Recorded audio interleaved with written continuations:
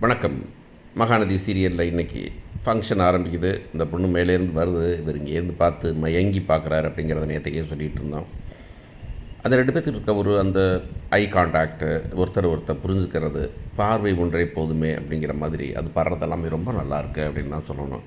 வந்த பிறகு வராங்க. வந்தாக்கும் இந்த பொண்ணு 2 அக்கா தங்கச்சி 2 பேர் பேசிக்கிறாங்க. கங்காவும் யமுனாவும், என்னடி என்னமோ அவசரமாக வைக்கிறேன்னாங்க, இவ்வளோ பெருசாக வச்சுருக்காங்க, சொந்தக்காரங்க இவ்வளோ கூட்டத்தை கூட்டியிருக்காங்க, இதே இதுனா அடுத்து வளைகாப்புன்னு வச்சாங்கன்னா பெரிய ஹோட்டலில் வைப்பாங்க போல இருக்குதே அப்படின்னு சொல்லிட்டு இந்த பொறாமத்தி வயதில் வர்றது தான் பெரிய கொடுமையான சமாளித்து வரும். அதுவும் அக்காவுக்கு வர்றது அதை விட கொடுமை அப்படின்னு பேசுகிறாங்க.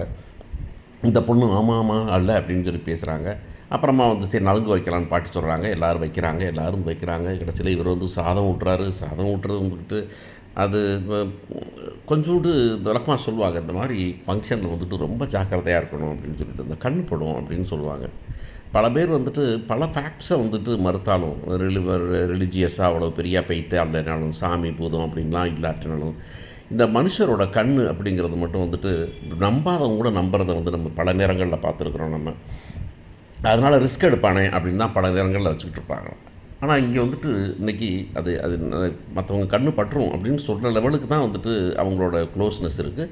அந்த க்ளோஸ்னஸ் நமக்கு பிடிச்சிருக்குது அப்படின்னா கூட இதெல்லாம் ரியல் லைஃப்பில் நிறைய பேர் தவிர்த்துருவாங்க அப்படின்னு தெரியும் நமக்கு.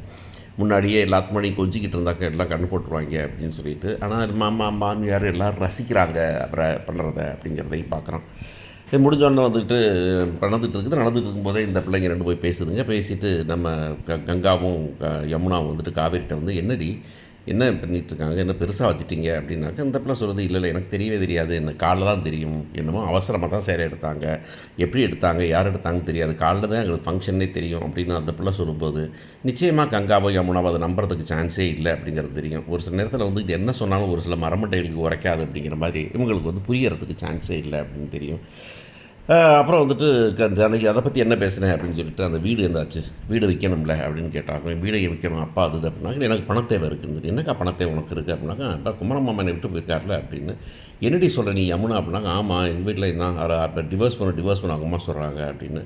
அந்த டிவோர்ஸை நிவின் அவங்க அம்மா காசை வாங்க மாட்டார், அவங்க அப்பா காசை வாங்க மாட்டார்.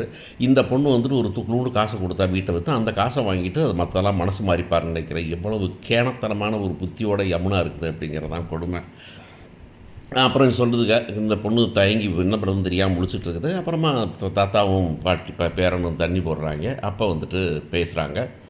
பேசும்போது வீட்டை பற்றி விசாரிச்சுட்டு இப்படி சொல்கிறாங்க, எனக்கு வீடு வைக்க விருப்பமே இல்லை அப்படிங்கும்போது, தாத்தா நைஸாக லேட்டாக மதத்தை நம்ம சொன்ன மாதிரி தான். ஏம்மா யாராக்கு விற்கிறதுக்கு உனக்கு விடு கொடுக்க விருப்பம் இல்லை, அவங்க விற்கணுங்கிறாங்க, வீட்டை பேசாமல் நீயே வாங்கிறேன் அப்படின்னு சொல்லும்போது அந்த பொண்ணு ஷாக்காகி நிற்கிது. இதைத்தான் நம்ம முன்னுக்கே சொன்னோம். சரி வீடு விற்கிறதுக்கு ஒத்துக்கும் காவேரி, ஆனால் கங்கா வீடை வாங்க போகிறதே காவேரி தான் அப்படின்னாக்கா அதோட மனசு எப்படி இருக்கும், அது வேதனை எப்படி இருக்கும், அதுக்கு நல்ல ஒரு ஸ்லாப் கொடுத்தது, டைட் ஸ்லாப் வாங்கிடல அந்த மாதிரி கொடுத்த மாதிரி இருக்குன்னு நினைக்கிறேன். பார்ப்போம் என்ன நடக்க போகுதுன்னு.